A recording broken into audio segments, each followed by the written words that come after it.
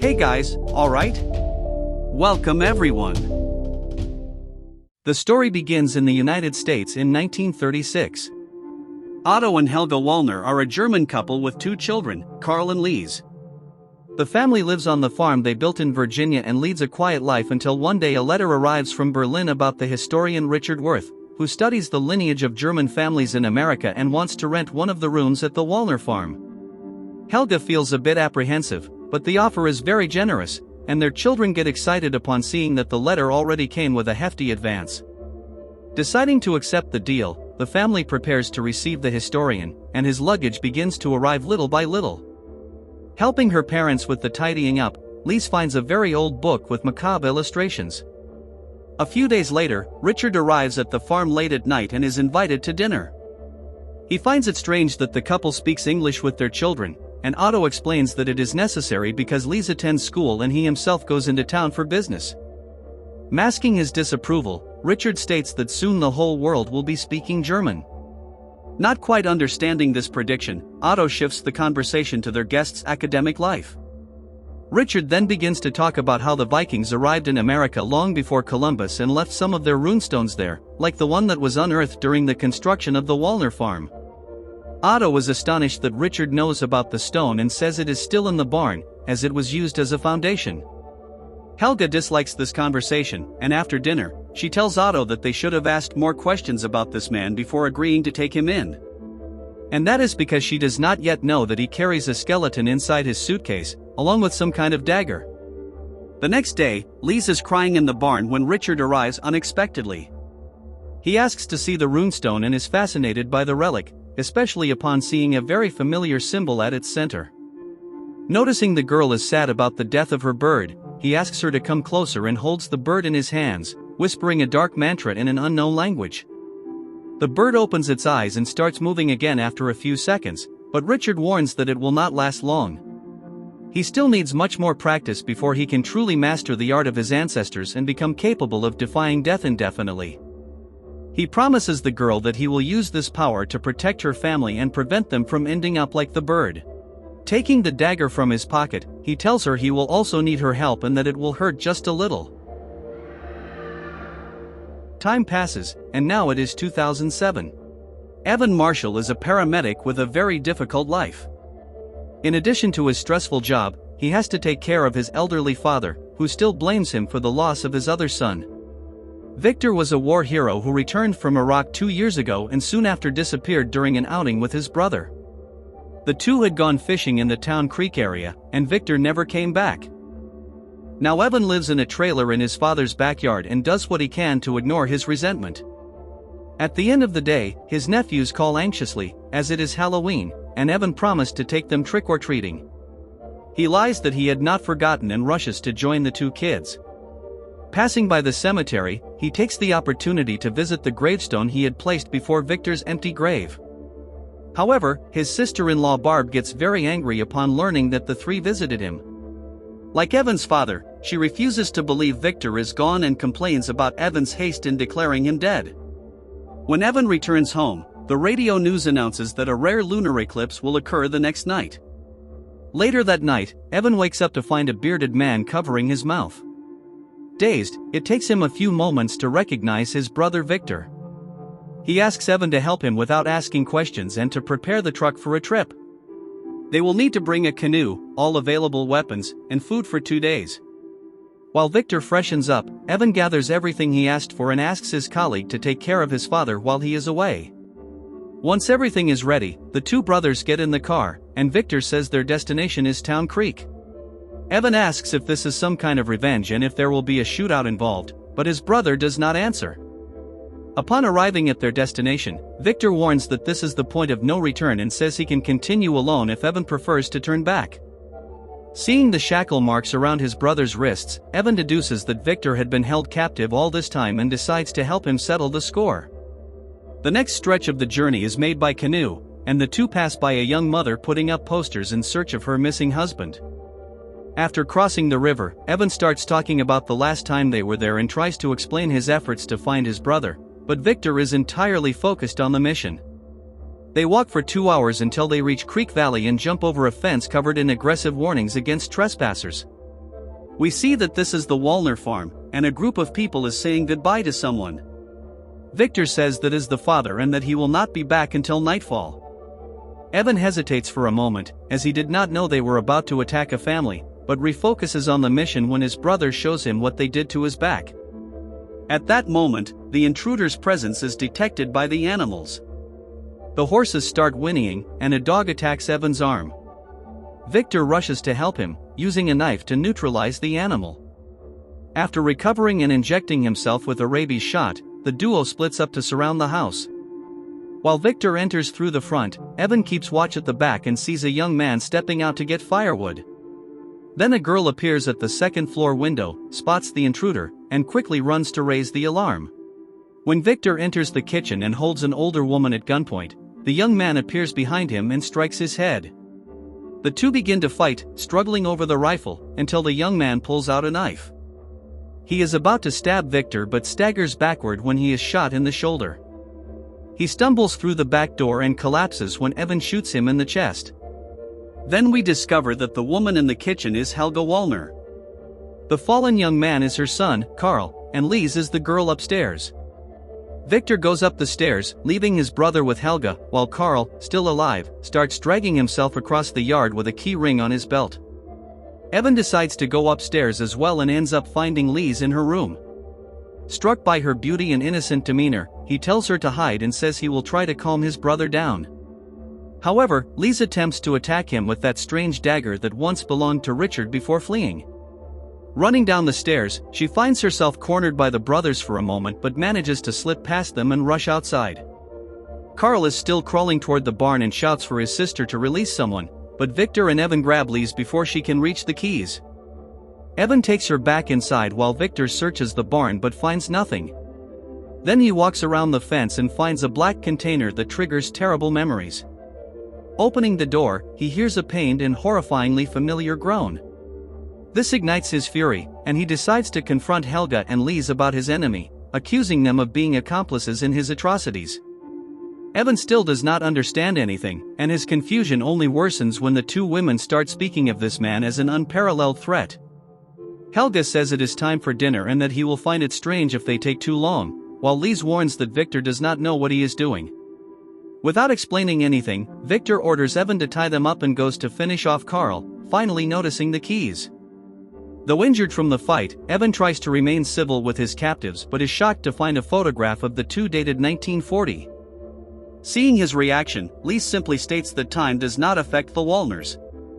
At the same time, we see that Otto has arrived in a neighboring town and is trading goods. The shop attendant comments that his truck is nearly a relic, praising his care for it.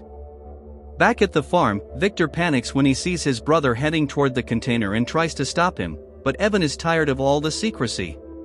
Opening the door, he sees someone bound and gagged inside. His name is Luke Benny, and he says he was kidnapped in the woods about a week ago. Evan tells him he saw his wife putting up missing posters for him. Unable to free him, Evan goes to get tools and ends up arguing with his brother along the way. Victor remains obsessed with revenge, but Evan refuses to deny help to an innocent man. Looking for something sharp, he enters the barn, where a huge symbol is painted on the wall. Victor takes advantage of the moment to grab Carl's keys and goes to a trapdoor beside it, desperately trying to unlock it. Evan, overcome with curiosity, opens the door marked with the symbol and finds a series of ropes and chains hanging from the ceiling, along with part of a skeleton. Otto is already approaching the farm when Evan returns to the container and frees the prisoner. He takes him inside while Victor greets the farmer with gunfire. Hit, Otto loses control of the truck and crashes into the trapdoor, causing the vehicle to overturn. Victor pulls him out and demands to know where his enemy is. Otto does not answer and reacts very strangely upon seeing his son lying in the yard. Like Lise, he also says that Victor does not know what he has done and urges both of them to run while they still can. It is then that the floorboards of the trapdoor burst outward, and a light begins to emanate from the basement. The figure emerging from there has the shape of a man, but Victor's gunshots don't seem to harm him. Otto warns that the shots are useless and suggests they run, explaining that this thing cannot enter the house. The two brothers accept the advice, and even the horses flee the barn, extremely agitated. The man's face hardly looks human, and we see that his hands are claws as he attacks one of the horses. Leaning over the animal, he begins chanting a mantra in an unknown language. Meanwhile, Otto reveals that this terrifying sorcerer was once a man named Richard Worth and explains that the symbols painted on the windows are what prevent his entry. Knowing this, Richard resurrects the horses to control them. One of them shatters a window and bites Luke by the shoulder before dragging him outside. Another horse breaks into the kitchen from the opposite side shortly afterward. Like their master, they are immune to bullets, and Evan only manages to scare one off with fire. In panic, the Walners begin sealing the entrances, painting the same runes again. Luke managed to escape and hides beneath the floorboards. Richard walks past him and goes to Carl's body, chanting the same mantra until Carl's eye opens. Inside the house, Otto explains the tragic story and says that his family was deceived by the Nazis. Richard was sent to develop occult practices, and only Lise was able to contain him with the runes. Since then, the four of them have been Richard's jailers, but also his prisoners. The story is interrupted by Carl, and Otto doesn't suspect anything when he sees his son entering through the front door. He rushes to hug him, and Carl stabs him with a knife. Helga and Lise begin to scream as he advances. Evan and Victor lure the undead upstairs, but leave the two women still tied up, unaware that Richard is repeating the mantra right outside the house. The two women scream for help as Otto starts to rise. Upstairs, the brothers eventually split up, and Evan finds the dagger Lise dropped. When Otto appears at the door and begins to attack him, he uses the dagger to defend himself. Meanwhile, Victor finishes killing Carl with a fireplace poker and also kills Otto when he rises one last time. Locking the two zombies in a room, the brothers head downstairs, where Helga is feeling unwell. Ignoring his brother's complaints, Evan decides to go for his backpack to help her, even though he has to risk going outside while Richard circles the house on horseback. Dodging the zombie horses, Evan grabs the backpack, and Richard abandons his mount to follow him, nearly managing to get inside. Frustrated, he knocks over the generator and cuts off the house's power, leaving everyone even more terrified. Victor continues pressuring Lise for answers, and she finally shows him her back, revealing she was the first victim. Richard began feeding on her as soon as he arrived, and Carl tried to kill him when he found out. However, Richard had already surpassed human limits, and it was too late to defeat him. Despite understanding her better, Victor still rebels upon confirming that it is the Walners who kidnap innocents to feed the monster. However, Lise says this contains his wrath, preventing even worse damage. When Victor sees the sorcerer heading to the basement, he thinks he is giving up, but Lise explains that he is going to the stone, as it makes him even stronger. Since his arrival at the farm, Richard has been trying to complete a specific ritual. Lise says that they never give him enough blood for it, as the ritual will make him invincible. She grabs that old book and shows Victor the image of a man with 3 eyes, saying that this is Richard's goal and that the transformation can only happen during a lunar eclipse. Very weak, Helga recalls that there is one more protection besides the runes. Richard brought his ancestors' bones from Germany and built a kind of armor he used to wear during the rituals until Lise stole it. Richard cannot harm the bones of his lineage, and therefore, whoever wears it will be safe. The only problem is that the armor is in that part of the barn that Evan found earlier. To cover Victor, Evan and Lise throw all the books into the yard and begin calling out to the sorcerer before setting them on fire. Richard takes the bait, but the horses begin to whinny when Victor runs toward the barn. Realizing the plan, Luke emerges from his hiding place and tries to face Richard, not realizing his terrible mistake. His sacrifice only contributes to the sorcerer's ritual, which, without him, would not have enough blood for the eclipse. Seeing this, Lise brings the rifle to Evan, who is confused as he hears her asking him to shoot, knowing the bullets won't work. The situation intensifies as Lise explains to Evan that he must aim at Luke, since Richard cannot feed on the dead. Evan is horrified but has little choice and obeys. Unfortunately, Richard is now far stronger than before and even reveals his true face to confront his enemies. At the same time, Victor puts on the bone armor, and Lise notices that the eclipse is beginning. Evan steps onto the balcony and finds Luke under the spell, asking to be locked away somewhere where he can't hurt anyone. Meanwhile, Richard and Victor are facing off in the barn. The sorcerer bypasses the skeleton's protection with the same trick as before and resurrects the dog to attack Victor in his place. He then positions one of the bones in the center of his own forehead and begins hammering it, releasing a disgusting liquid. The moon is now almost fully covered, and Victor is still fighting with the dog. In a moment of distraction, Richard manages to strike Victor in the back. However, Victor decides to play by the new rules and uses his own blood to paint a symbol on his forehead. This allows him to mount one of the horses and carry the armor, now nearly falling apart, to the house door. He shouts at Evan to grab the bones and lights a torch, continuing to ride until Richard intercepts him. The horse collapses to the ground, and the fire begins to spread across the grass. Meanwhile, Evan and Lise grind the bones and begin to plan a trap. Evan asks her to repeat the usual ritual, making incisions on his back. Victor is still on the ground when Richard tells him that everything happening is part of his plan. No other victim has escaped the container in all these years. Victor only succeeded because that's what Richard wanted. He sensed Victor's hatred and knew he would seek revenge. That's why he allowed him to escape just before the eclipse, counting on his return to destabilize the Walners. Without Victor, he would never have left the basement, and this moment of glory wouldn't have been possible.